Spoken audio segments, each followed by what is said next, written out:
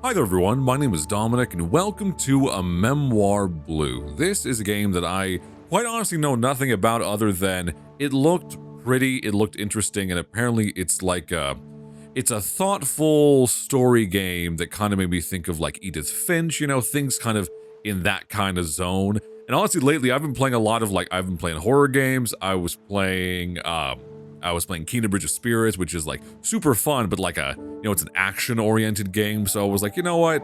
Let me play something that's a little bit more peaceful, a little more pensive and thoughtful and all that. And it's from the same studio that made Edith Finch and several other games, Outer Wilds and a few others. It's Annapurna Interactive, which makes a lot of really beautiful games. They're kind of the A24, you could say, of the gaming world in terms of they find like small, relatively low budget projects that are usually like high concept, usually very artistic, they're usually something that they're very like story character kind of oriented, which I'm, as you know, a big fan of. So I like to, this is the loading screen, like nothing else really popped up, just a logo, and then it went right to this. So I think we're just gonna go right into it. Or do I have to?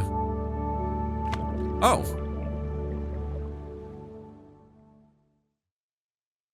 Yeah, I really don't know anything about the plot, which I'm actually very excited about. Most games I play, I feel like I've seen so many trailers for, and I've seen clips from other streamers online. So I'm curious to play something that I really know nothing about going into. Are we an Olympic medalist?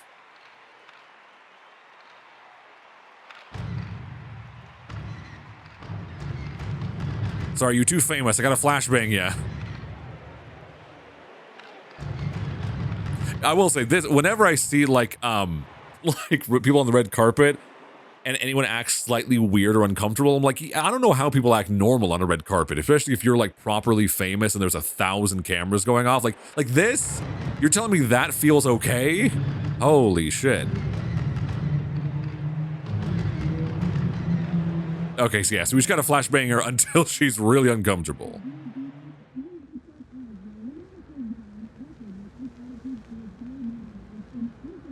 Okay, so we're like an elite swimmer, I'm assuming.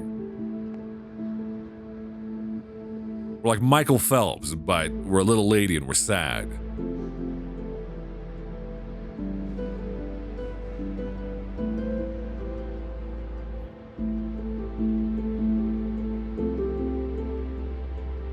Okay. Also, one second. I'm gonna turn up, or I'm gonna turn down the mouse sensitivity. I don't play with the mouse that often, so it feels like whenever I play a game, the sensitivity is way, way too high. There we go. Oh yeah, that feels much better.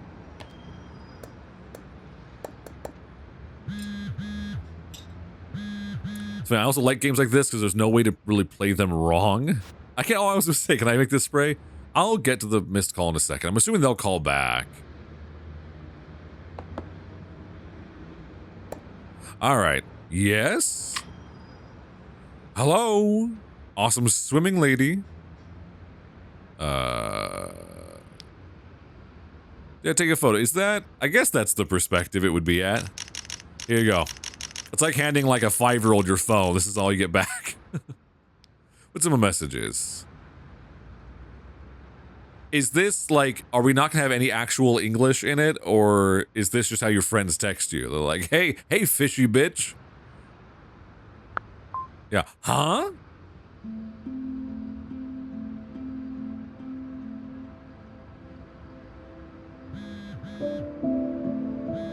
It's interesting then, I'm curious if it doesn't use any notable like actual English lettering.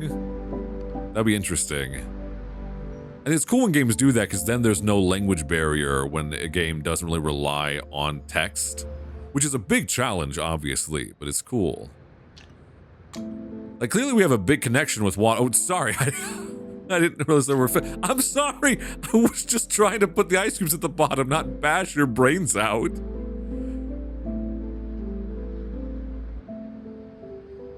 Excuse me, ma'am, there's fish in the water.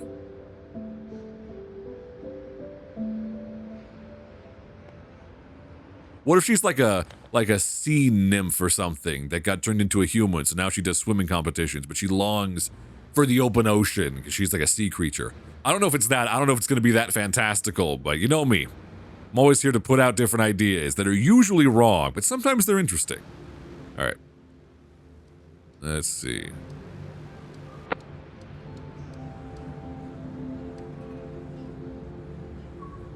Okay. Nice couch. Looks good. Train. Is this telling us like the progression of the story? Like we're about to go on a train, to go on a boat, to go to a city, to go to... It's either fire or it's tentacle porn. It's hard to say. The line between hentai and other things is a tricky one. Carousel. That seems loud. And... is this our ghost mother, perhaps?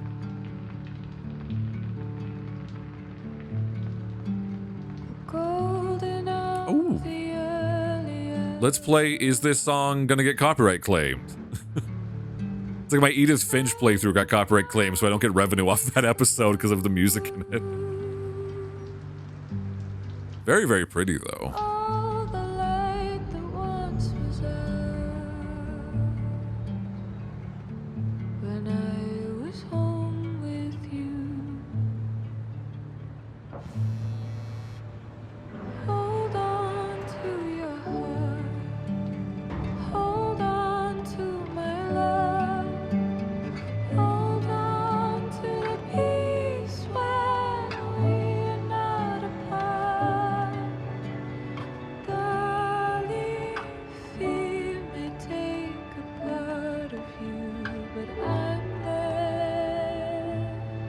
That's why I really do like games like this, where there's like nothing, there's no way to play it wrong, you just interact with it and the story kind of unveils itself. I know they're a little slow for some people's taste, but not for mine. I really like this. I feel like it's just, I don't know, I feel like the world is so aggressively fast-paced that having something that necessitates you slowing down to enjoy it, I don't know, I like it. I really do. It feels like meditating, but, you know, interacting with it. Which I guess is, could still be meditating. Like I've seen discussions about how meditation can be many different things. Like meditating can be, people do like food meditation, where you just enjoy the food you're in. It's not meant to be pretentious. You just savor bites and all that before you continue with the meal, you know? It kind of feels like that, where it's like, just be here with the moment, with the song for a little bit. Don't need to be anywhere else doing anything else for these few minutes. I wonder if it just goes until the song ends, though. My brain-rotted TikTok brain, even as I say that, my brain's like, okay, but this is too boring, nothing's happening, what am I supposed to be doing? And it's like, no, it's okay. I think that's allowed. Oh, I can change the sun. Oh, I can turn the night myself. Oh, cool. Very cool. Oh my god, I'm drowning. It's okay, I'm telling you we're like a mermaid or something.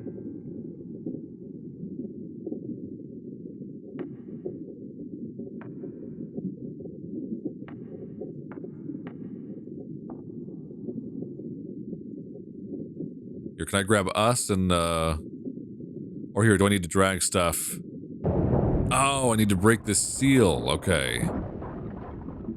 And then can I drag myself?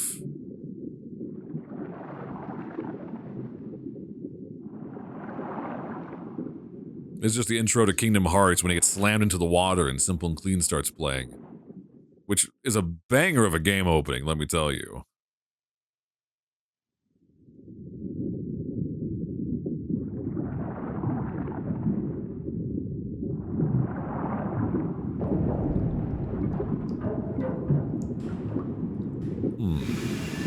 Yeah, I'm assuming that like what we saw, on the radio there is going to be how the story progresses. We only got 3 stops. What kind of metro is this?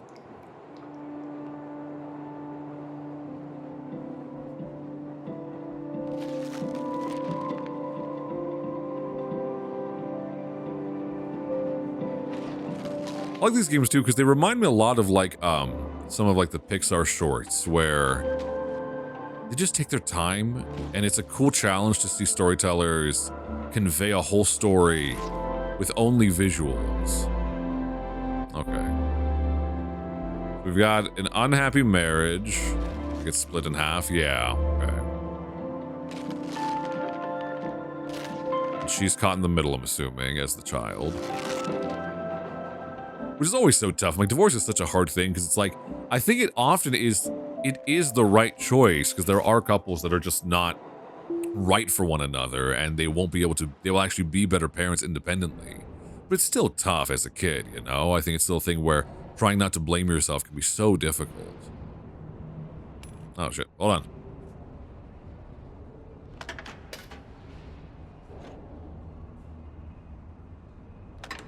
Go. Now what does this do? Oh, do I need to get my ticket first? Hold on. Can I say I'm a child because I'm emotionally stunted? Oh, is it one of each? Is it like, oh, because we're going through the story of the mom and the kid, aren't we? That's why it's called maybe that's why it's called a memoir blue, because again, we're going back through her memories, so it's like, it's a reflection on her life, so. I feel like I have to get them all to blue. Yeah. This is the kind of game I want to learn how to make, honestly. I've mentioned elsewhere that I'm trying to start learning a little bit about game design. Just because I'm like, I just would love to be able to, like, if I had a weird idea like this, be able to experiment with it and know how to make it happen, you know what I mean? Know what technical details I'd have to do to make something like this work, you know? And specifically to make a game that's artsy like this, you know, that's a story that, you know, I wouldn't be worried about combat and boss battles and stuff that I know I don't have the skill level to do single-handedly, but like, if I feel like if it's story stuff, I might be able to learn that, even if it took a while, and make something, so.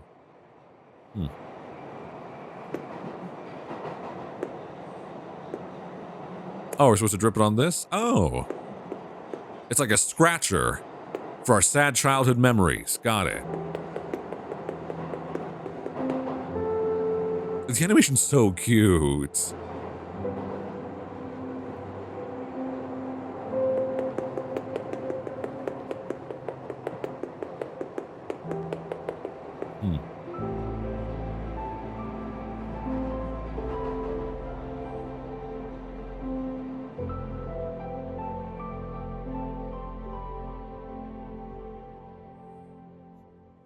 Yeah, I'm assuming we're gonna move the train along. Yeah. Careful, a little faster. Oh no, we're gonna crash. Oh my god. Oh no, we're good. We're good. Okay. Out on the road alone, I'm gonna have to look up these songs after. I love these kind of like contemporary songs. Like, illuminating love in the dark. Hands held in hearts, illuminating love in the dark.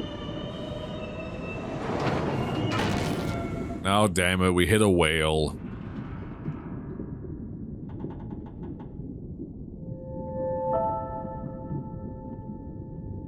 Oh, we got visitors. What are you all doing here, cuties? Here, can we say hi to them?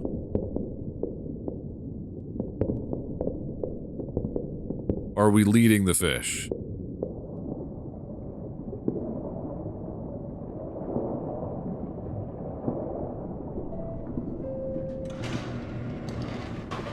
Please don't tell me it's something sad. Like, don't tell me we're, like, it's gonna cut back and we're drowning right now and this is our life flashing before our eyes. Oh god, please don't be that. I'm like, that would be so much worse to get to the end and this is like her final moments of life and it's because she's drowning that she's picturing them underwater. It's probably not. Maybe it's not a super sad game, but I don't know.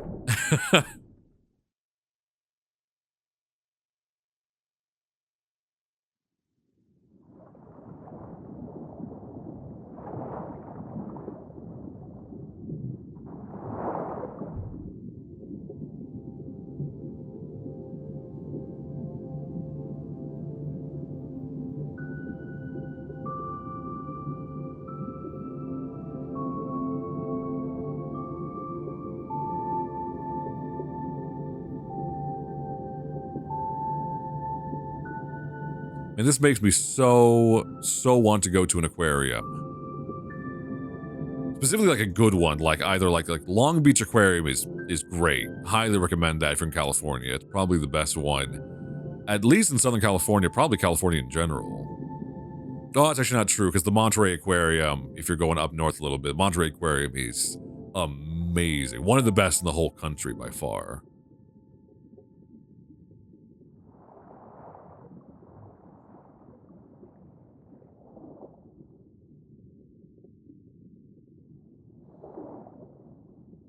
I do find like sea life really fascinating. I was trying to think why, and I'm like, I wonder if it's because like sea life is the closest thing we have to an alien environment, you know, as far as largely unexplored in many ways. We still find discoveries.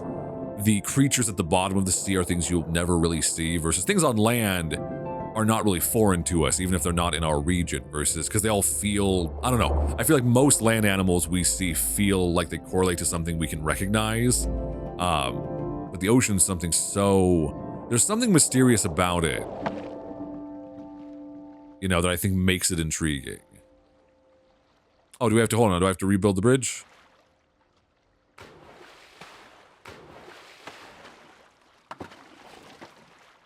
Oh, I wasn't even looking, I was just grabbing them. Okay, they have to go in the right spot, apparently. I got a trophy for that called Wood War. For knocking the planks in the wrong spot. Oh, excuse me. And here I am being like, it's nice to play a game you can't do anything wrong in. I'll find a way. I'll find a way in the pensive indie game. There we go. And now we can put the little outhouse down there. Hey, come on, drop down. Come on. Here we go. You might be in your dreams, but you still have to buy a ticket, because capitalism.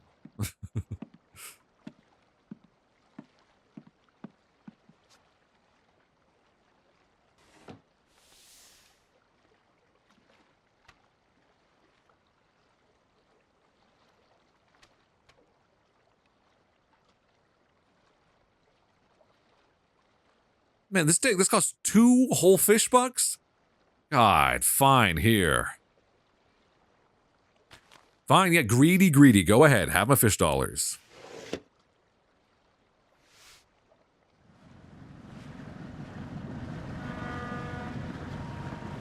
That's right, because it's train, then it's the boat, and then I already forgot what the radio predicted for us. I know at the end we're going to see our mama again, which is nice.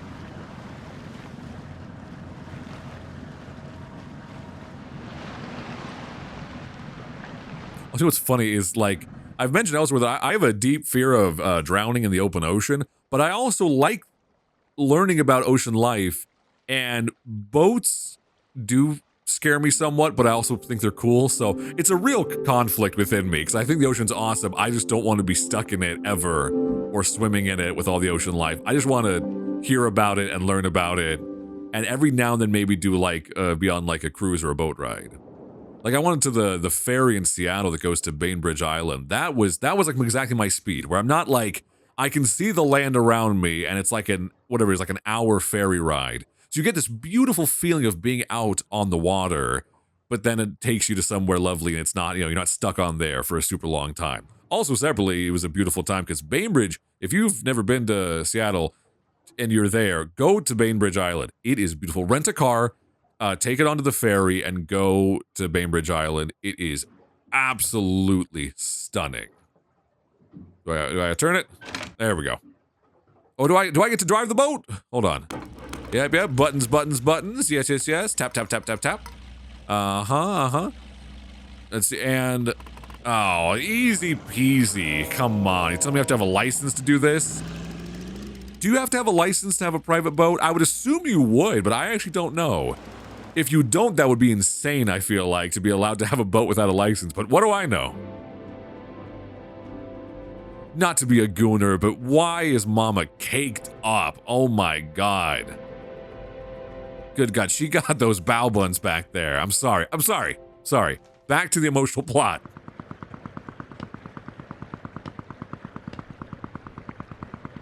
Oh, I see. I gotta click my way through to guide it. This is so cute. This is so nice. Oh no! Do we have to pay the toll? Are they gonna tell us a riddle?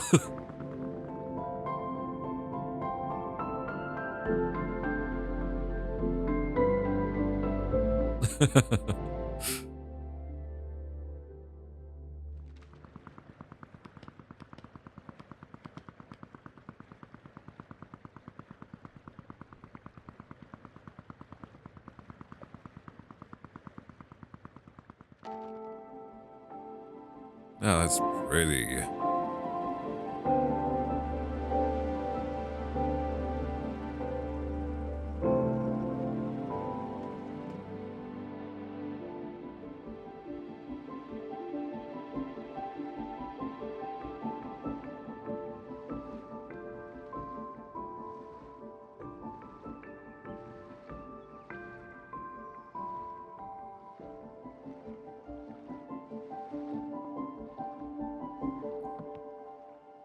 Yeah, because I'm like, is this a, like, this is happening in real life, but it's her impression of it. Like, she's revisiting these places that her and her mother went in her childhood, but we're seeing them through the lens of her childhood kind of imagination kind of coming back. I don't know.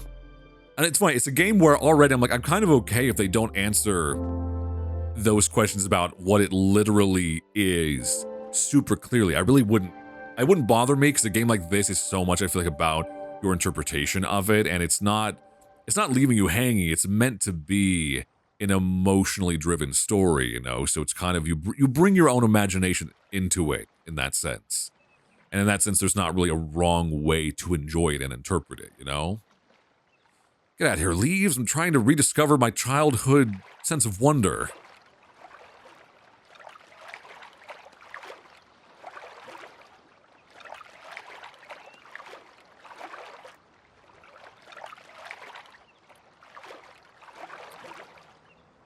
Oh, is that? Oh, sorry. Is stuff not out of the way enough? Oh, excuse me.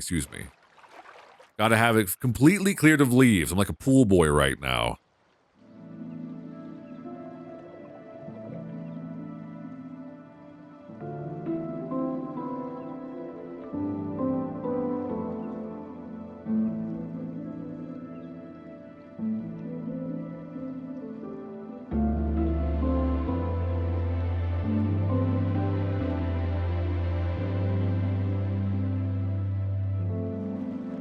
Oh, I can move them. All right. Sometimes I'm just waiting for it to do something, so sorry if this is a slower playthrough.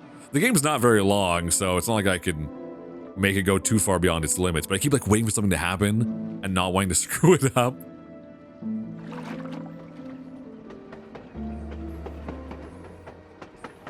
Why do I feel like something bad is going to happen at the end of this? Like, not like horrible plot twist bad, but like, it's like the end of this journey is going to be like when she loses her mom or something. I don't know.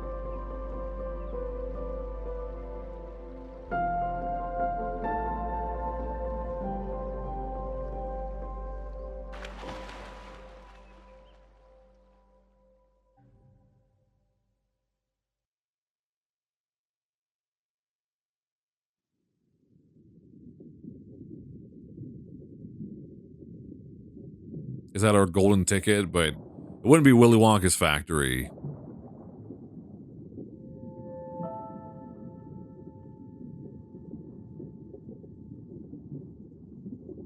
Or do I need to make myself swim?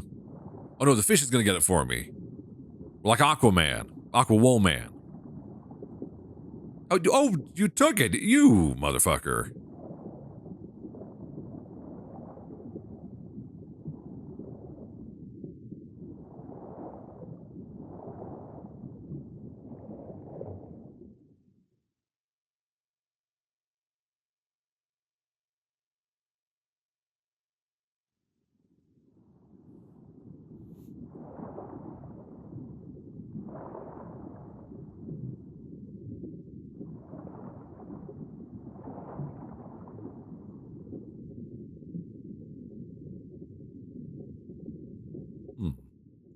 What we got here?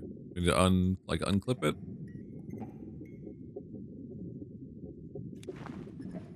Oh yeah, there we go.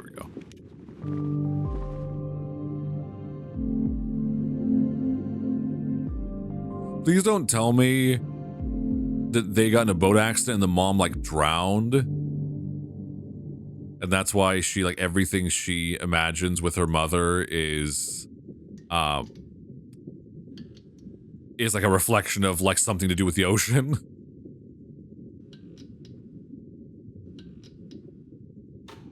Oh, okay, got it. Ah, gotta light up the art, and then we gotta roll the pictures. Aha. There we go. Getting that clean as hell, super fast.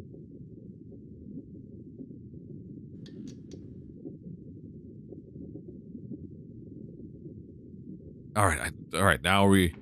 Oh, cool, it like rotates. This is so cool. I like that it's basically just an interactive animated movie, but that's awesome, honestly.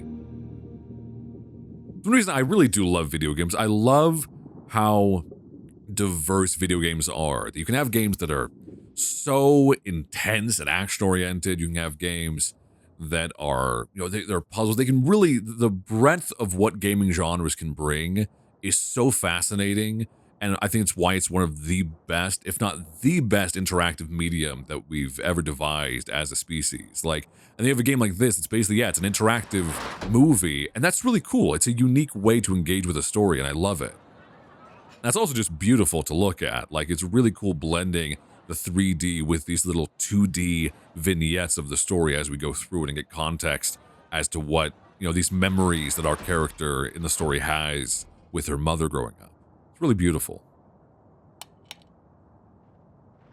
Oh, and do we need an umbrella? It is very wet down here. There's a lot of umbrellas.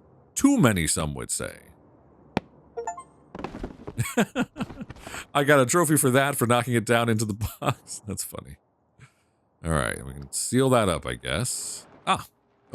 Oh, sorry, I have to hold it, I see. Excuse me. You roll down the projection screen. Yeah, there we go.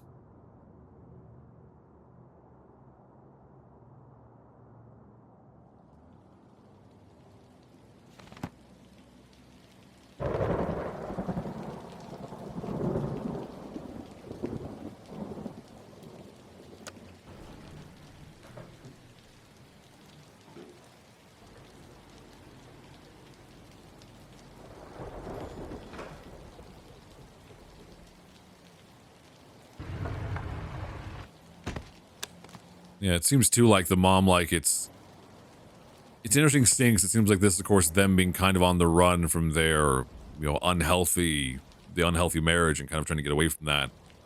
And like, I imagine from the mom's perspective, this whole story is something very challenging and painful and sad, but it seems like we're seeing it from the child perspective of how her mom tried to make it something special in these little moments. I think that's the thing too. I think parenting is such an interesting thing in that, like, I really believe that, like, so much of what makes a good parent is how you respond to the life you have with a child. You can be poor, you can have challenges, but if you still convey on a foundational level how much love you have for your child, like, I think that really is what they will remember as they grow up. I really deeply believe that people a lot of times talk about, like, oh, I wish I could have, I know we didn't have much money growing up, and I know you didn't get to do this and that. I think some parents they'll use it as a substitute if there's problems or divides between their child in adult life and all that. And it's like, I think most kids look back and they can understand hardship, but they can't understand going back and going, why was it hard to care for me? And you can take that on yourself as a child a lot, to look back on hard, challenging times if you didn't feel loved or seen, to feel like, why, I know times were hard, but why was that my fault? Why did you take that out on me? Why was I a reflection of that difficulty for you? Versus if you go through those hard times and you look back and you feel like you were still at all times loved and supported by your parent, good times and bad, then I think that keeps that connection strong no matter what, And if anything, that can make your connection stronger with a parent, realizing that even through the most difficult times, they still fought to make sure you felt loved and seen with whatever little resources they had to be able to make, to be able to try to build a life for you. You know what I mean?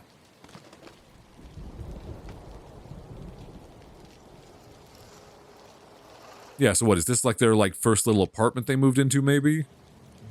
Yeah, it looks like it.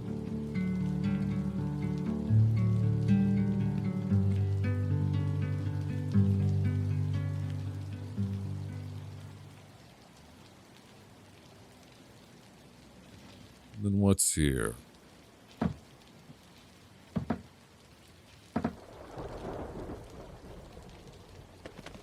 Okay, now we're doing our office job for her. That's okay.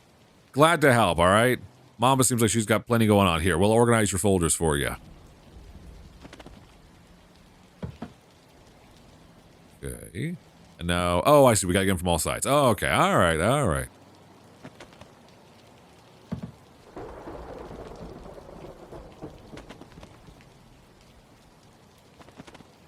There we go. Nice, nice.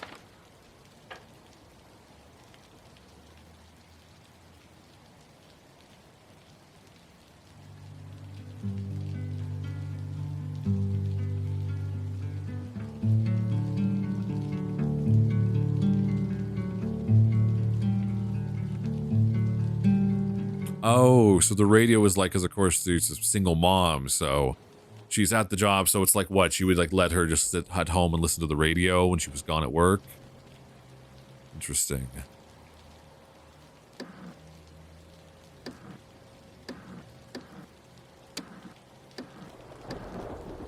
Can I turn off all the other TVs? Yeah. It's funny that I'm like, yeah, it's very rare that a game where I'm like, I have to comb every single thing to make sure I'm not missing any. Oh, can I turn them all to this channel? Okay. There we go. There we go. Nice. See? Look. Nice and bright and happy. Does that make you feel... Oh, sorry. Sorry. Hold on. I gotcha. Hold on, kid. Listen here, iPad kid. Don't worry. I'll put something on for you.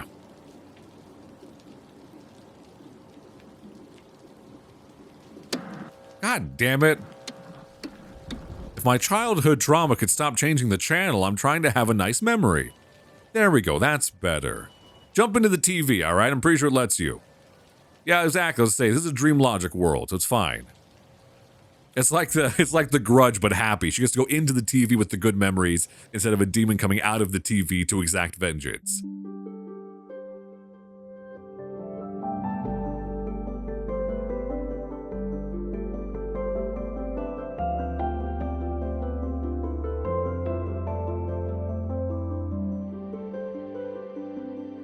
This is so cute. This reminds me a lot of Edith Finch. Not in like a sense that I don't feel like it's really copying it in any way other than it's like a good emotional story, but as far as the same kind of conveying a lot, often with very little.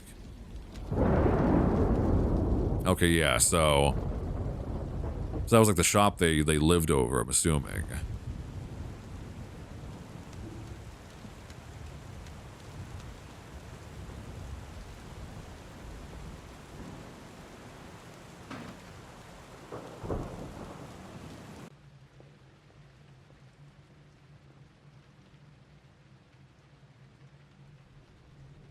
So I've talked about it in every game ever, basically, but like lighting makes a game. Look at this, like taking a 3D environment that otherwise is not anything super crazy as far as high graphical fidelity. It's not doing anything super demanding visually necessarily, but what it brings to it artistically is brilliant, you know, as far as the use of lighting, the color palettes of each scene really makes it striking.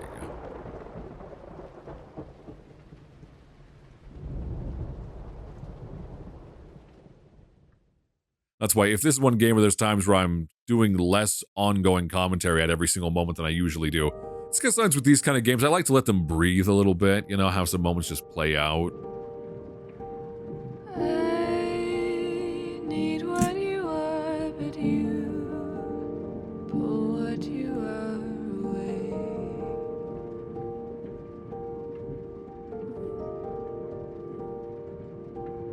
You need what I am, but I hide what I am away.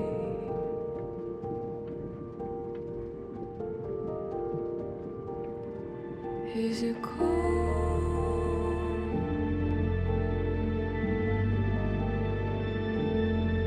where you are?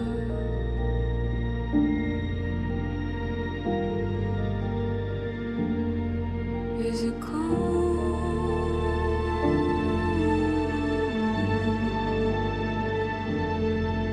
where you are?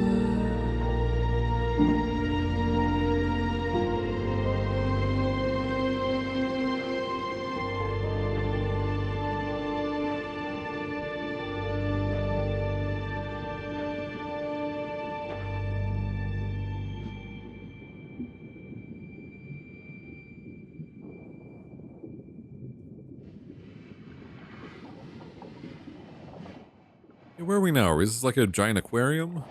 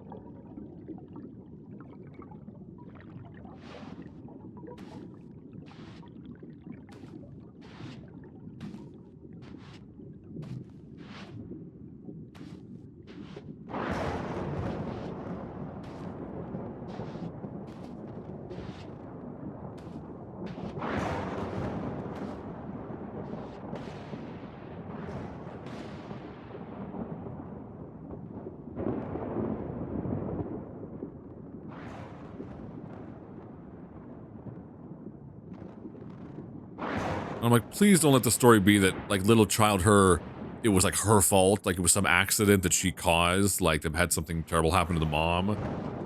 Ugh. 'Cause I can't imagine this just ends sweetly and lovely for everyone.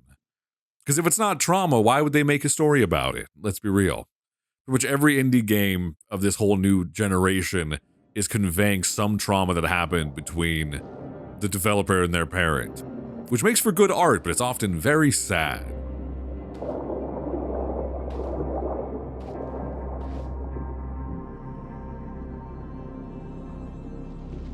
All right, here, get out the way, you kelp forest. I got trauma to relive. I gotta go through the pain of the past, if you'll excuse me.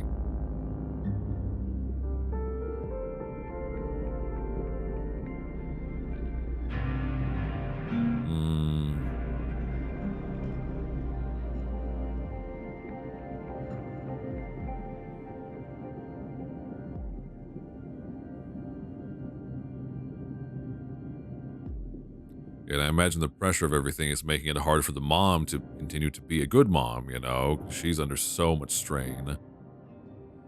Oh,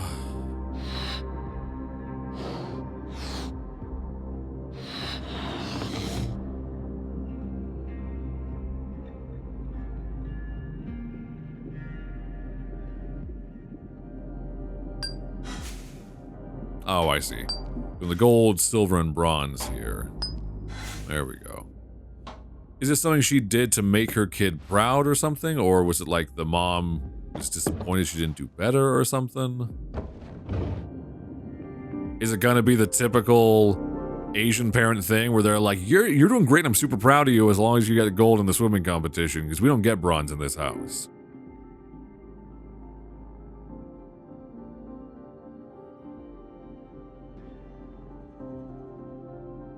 Oh, okay, so it's just like the work life getting in between everything your kid is doing.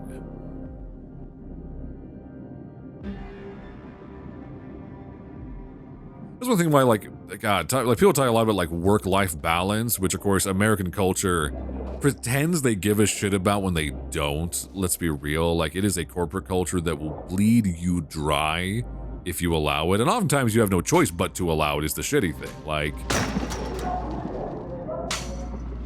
let's be real, no matter what a job pretends, for the most part, they don't care about your goals in life. They don't care about your self-care and all that. That's why it's very rare on the occasion where people find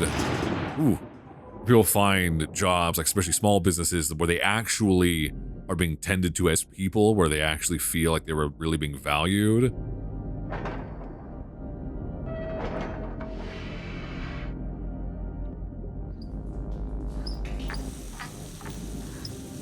This weird thing is like American culture is both like, there are cultures that prize themselves on sort of leisure time, you know, sort of the cliche. Certain parts of Europe, I think, have that cliche.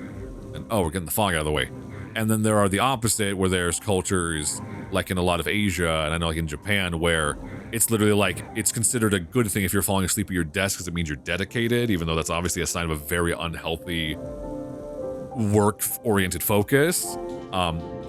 America has this weird balance of where we try to pretend we're doing both. We're like, live big, but only on the weekends after you've done your 40 or 60 hours, and don't be lazy. Make sure you contribute to society. And by contribute, I mean do what your boss says for really low pay.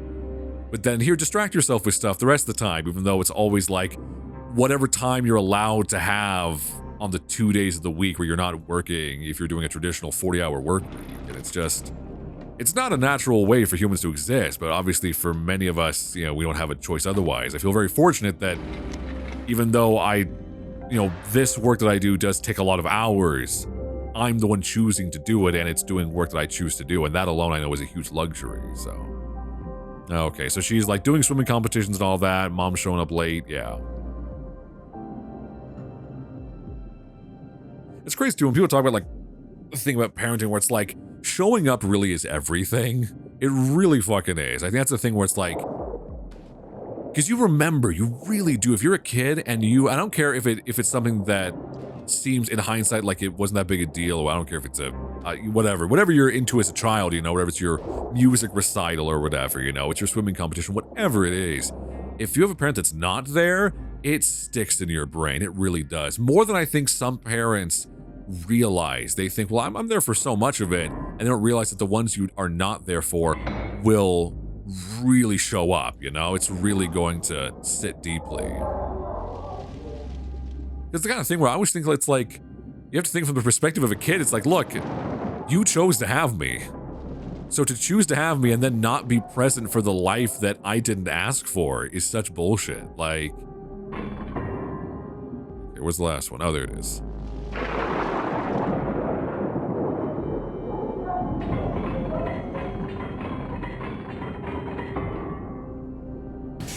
There we go.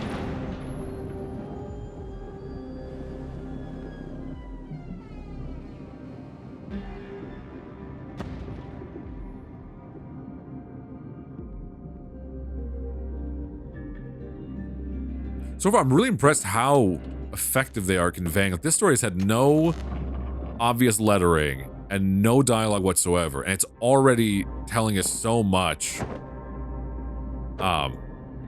And it's telling us more than a lot of stories that are full dialogue-driven experiences have trouble conveying the kind of emotional focus that this has.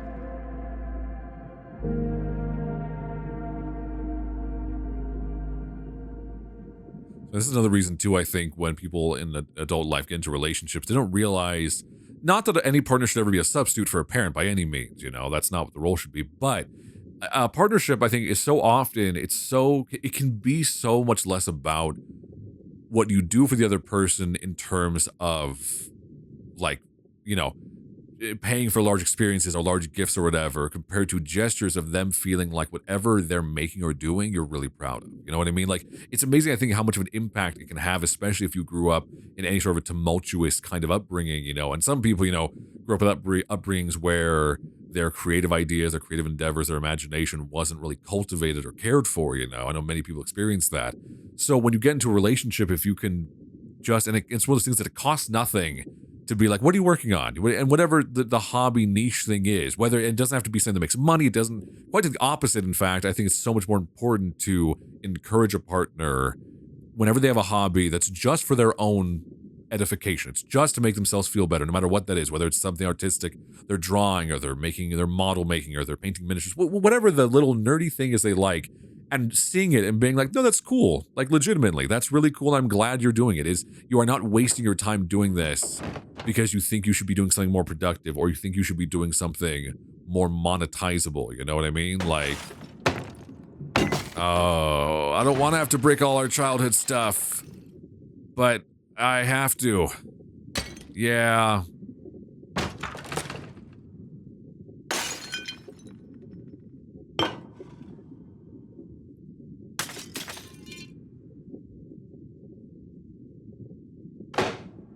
Yeah, knock that over.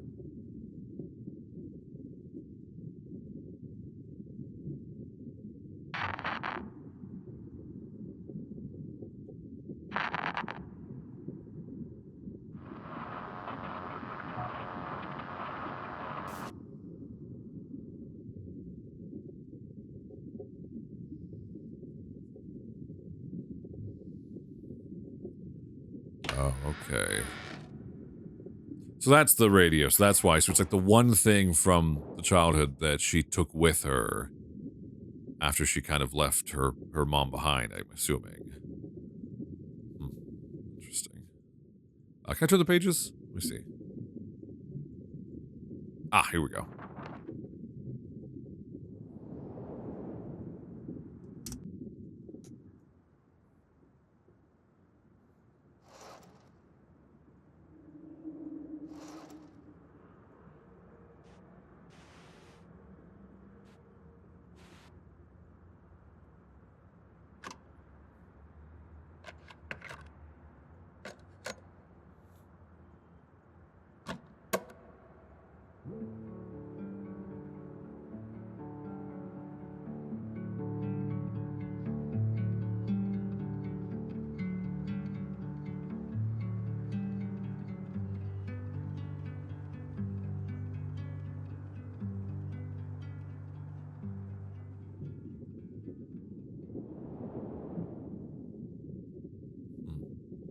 I'm curious too, like, is this just because, I mean, this looks like it could be like a college dorm, but also it could just be like a teeny apartment that she's like making work. Oh, okay, no, yeah. So she's the guy, like, I'm assuming went off to college just to kind of be her own person for that time.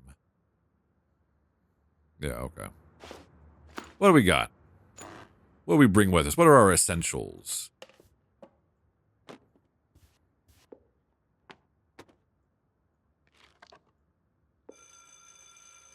See, girl, you don't need any of this. There you go. Okay, a lesson on ocean life, all right? You already know all this. You're basically a fish yourself with how well you can swim.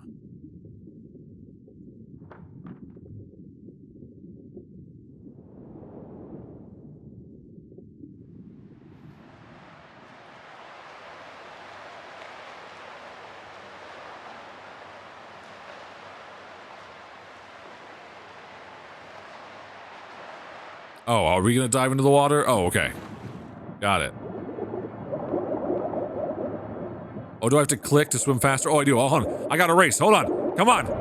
Mom, I'm gonna make you proud. Oh, God, the demons are getting me, Mama. Mama. I'm swimming as fast as I can, Mama. I'm swimming into the inky black of my childhood trauma.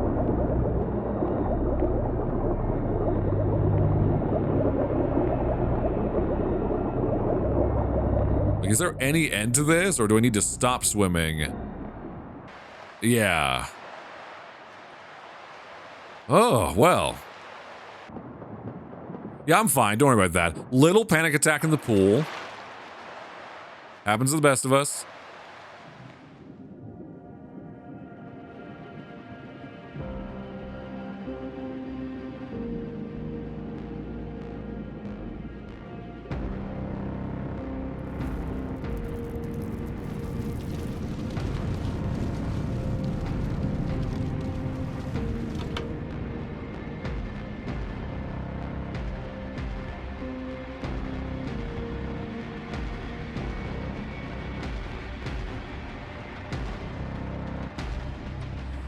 Yeah, 'cause this feels like a thing where she like spent her whole life chasing being the best as a swimmer and getting all these trophies and accolades and all of that. But if you're doing it out of spite, if you're doing it to get back at anyone, especially a parent, where you should feel loved on your own terms, regardless of your achievements. And the irony, the inverse thing about that is loving someone without pressure of valuing them solely for their achievements often frees them up emotionally to be able to achieve, weirdly enough. It's this weird inverse thing where if you feel like someone loves you only for what your achievements are or what you can achieve in life, then it deteriorates that because it makes it feel like the only reason you're doing it is to maintain that love from them. You're achieving goals and hitting these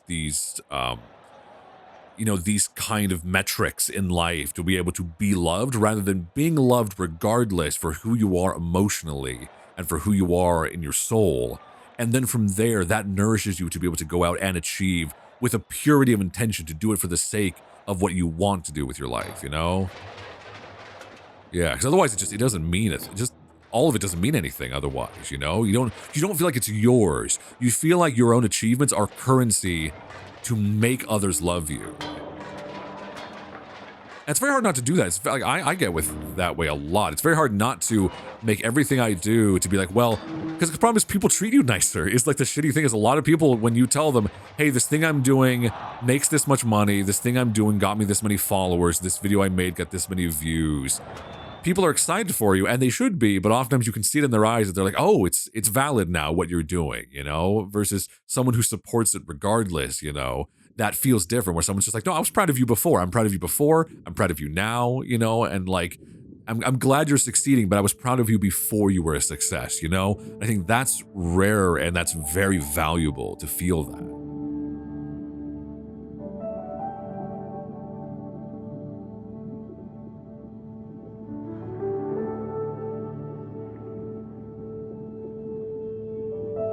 Oh, is that like supposed to be like the mom fish? Like that she's like been like chasing this whole time?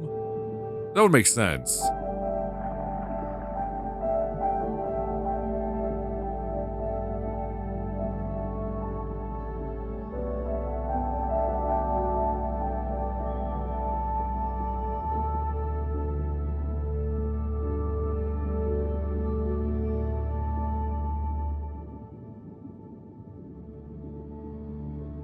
And then, yeah, what's the carousel? How does that connect? I know it's...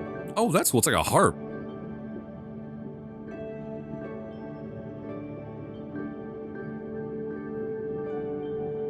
That's so pretty.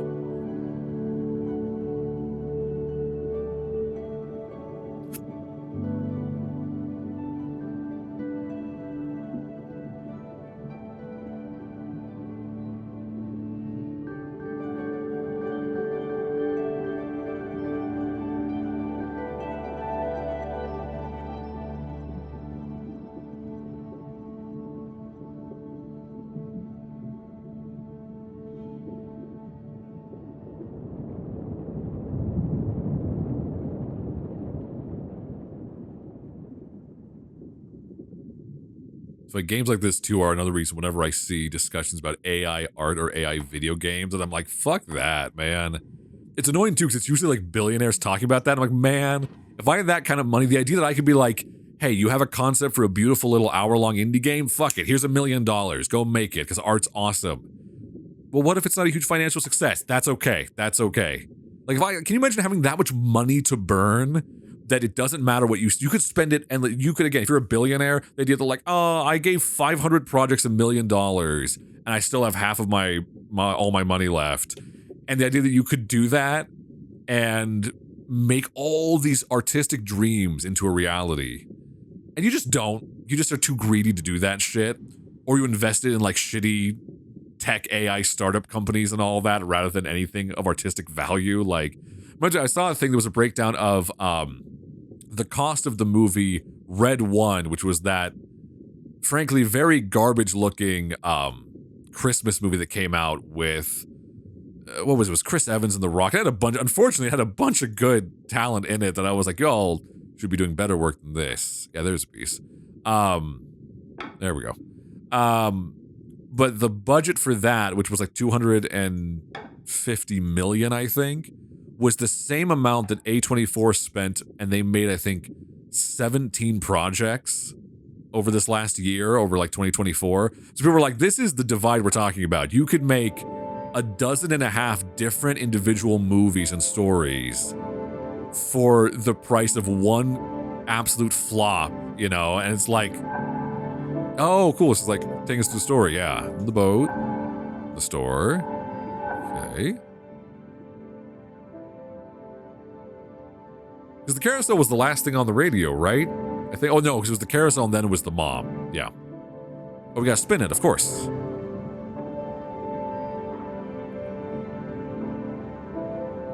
So I'm like, what book is it? There's a Cornelia Funke book that It's something thief. I'm trying to think what it's called, but it has a thing with a magical carousel at the end. It's a really beautiful book. I'm gonna look it up because I know a lot of you nerds like to read.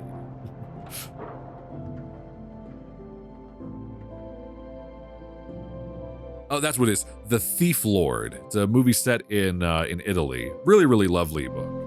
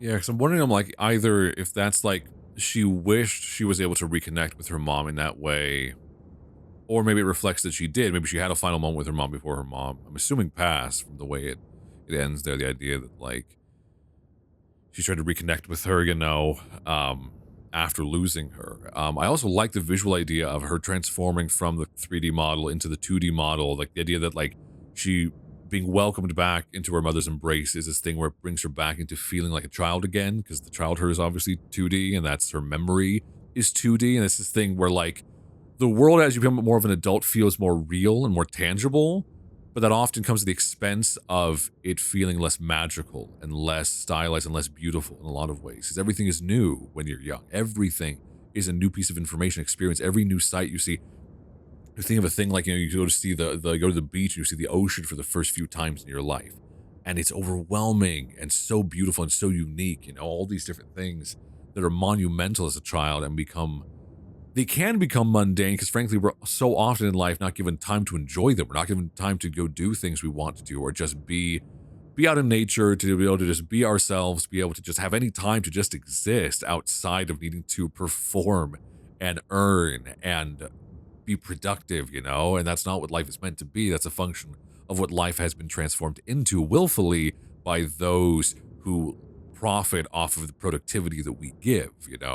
But I think that's really beautiful because it's the thing where it's like, as an adult, you always still want to feel like you're allowed to still be that child, you know what I mean, to your parent, even when you're an adult. I think it's a thing I see a lot with selfish people who have selfish parents, and it's such a painful thing, especially I feel like a lot of boomer generation really fucked up the parenting so badly and were so painfully selfish. And this is borne out by a lot of research that's been done as far as the statistics about their willingness, to example, to give away financially in their older years. And they've asked boomer generation, then earlier generations, and most generations prior to that, even ones that weren't necessarily the most emotionally developed parents, generationally, many of them still, when asked about things like inheritance and passing things down, are still very much like, yeah, I'm glad to give away money in my lifetime and at the end of my life. And boomer generation is not. Statistically, they are not. They have done studies on this, and they are one of the most tight-fisted with releasing anything, and they feel anything they give is a luxury or a privilege to their children in life, which I think is really sucks. And I think we've seen the catastrophic effects that has had on my generation and those of you listening who are slightly younger than me, this kind of that combined generation overlap of the millennial into Gen Z, where there's all this fallout of when you don't have a previous generation that wants to pass down anything of value and help you establish some sort of safety net for yourself. And it's really that thing of like what they call where you pull the ladder up after you climb up it, and then you pull it up after you. And that's very much what we're seeing generationally in America now. And it sucks. It's really bad, and I think that's reflected emotionally in a lot of ways too. You'll hear people I know who their parents will say things like, they'll have disagreements with their parents, or they'll need to confide in their parents and just be open with them. And they'll say things like, look, I'm still your child. And the parent will say something like, no, you're not, you're an adult. And it's like, no. I'm your child.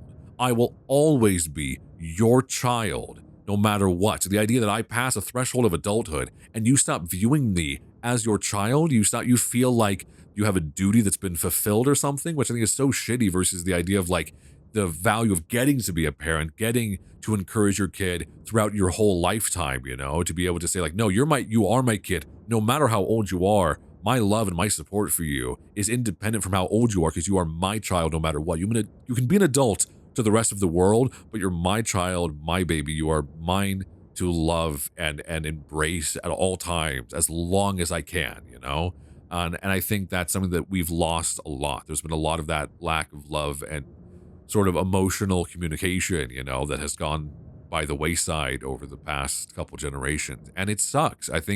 I honestly feel like I see it most heavily when I see a lot of you guys comment and all that. Not as a negative reflection on you, but in the way that I think how many of you struggle to believe that you are loved, to believe that anyone else would love you, and to believe that you can love yourself. And I think that's a reflection of when you have generations that pass down this emotional inability to convey that love is not a thing based on your productivity, based on an evaluation of how good you have been up until this point. It's an evaluation of the fact that you as a person deserve this, and especially from people we were close with, from parents and close family. And I think it's one thing where like particularly American individualism has really killed that, because there's this notion of I do everything for a price. I go to work because it has incentive. I raise the kid because it has incentive, and this kid will care for me later in life, or because it's good for society for me to have a kid. And then later, though, when you're grown up, the idea of like, oh, well, I did my time. You hear a lot of, like, especially boomer generation getting to retirement and being like, oh, do I still have to, you still want help or whatever? And it's like, I've already raised you. Can you let me have some fun now? And it's like, no one was making you not have fun this whole time, but you saw this as a burden and as a job, not as a part of life that you could have made good, even if times were hard, And I think that's something that's really sad to see. And it has repercussions. It makes a society more fragile over time. So anyway, I feel like that's what this is a lot about in a lot of ways. But this is showing her trying to kind of reconcile that and return to her childhood and I think find the good in it. 'Cause it seems like the mom wasn't a bad mom. It seems like she got caught up in her own stresses in life and left things behind a lot, you know? Like she just kind of left behind remembering to be a parent, to be present.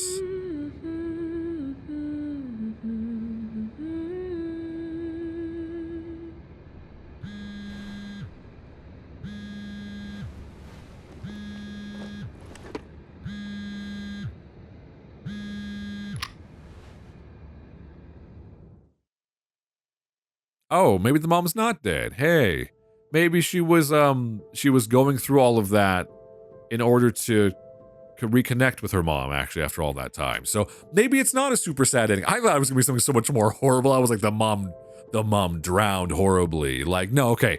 So it's just okay, so we won the gold medal at what looks like it was supposed to be the Olympics. And we were on our own, and it was like going through the pain of being there, winning completely at life, being the best in that field, and still not having a parent there to connect with. And maybe that's showing the parent reaching out to reconnect. Because it is the thing where it's like, it is better late than never. It doesn't necessarily make up for a parent who becomes absent at any point in life, frankly. But it does make a big difference if that parent does, of their own free will, come back and say, I fucked up. I missed out on things where I was supposed to be there for you. I should have been there. I should have showed up. You should have seen me there at all those moments. Bennett Foddy, what are you doing here? You ruined my life. No, I'm just kidding. I'm sure in real life he's a nice person, but I'm like, Bennett Foddy, there's no way that's not the same Bennett Foddy who made the Rage game. That's really funny seeing his name pop up on something else. It would also be funny if it's not the same Bennett Foddy, though I doubt it, obviously, in the indie game space that there would be another one of them. But anyway, that was good. I really like that, honestly. I just love these games. They really... I know they're not everyone's cup of tea. They don't have a pace that everyone has the patience for necessarily, and that's okay. You know, not everyone needs to enjoy every different genre of storytelling. But I really like these because I feel like they come from such a heartfelt place. It's cool seeing an artist convey something that is often a reflection of their own struggles in life. It often reflects some emotional place that they are trying to grapple with in their own relationship to themselves, to their parents, to their upbringing. And finding a way to convey that is both, I think, a beautiful thing creatively, but also I think, frankly, it's a really cathartic thing to do. I think making a story out of something that you've struggled with and not making it something necessarily vindictive, you know, making it something that can be emotional and tumultuous and all that, but comes from a place of wanting to get those feelings out in a thoughtful, beautiful way and finding beauty in what you've been struggling with. I think that's really cool. I really love seeing that. I think it makes good storytelling. It's a reflection of when someone with good emotional intelligence and willfully someone who, as you age, you try to grow in your emotional intelligence, it allows you more creative ability to be able to interpret that in a more nuanced, interesting, and thoughtful way.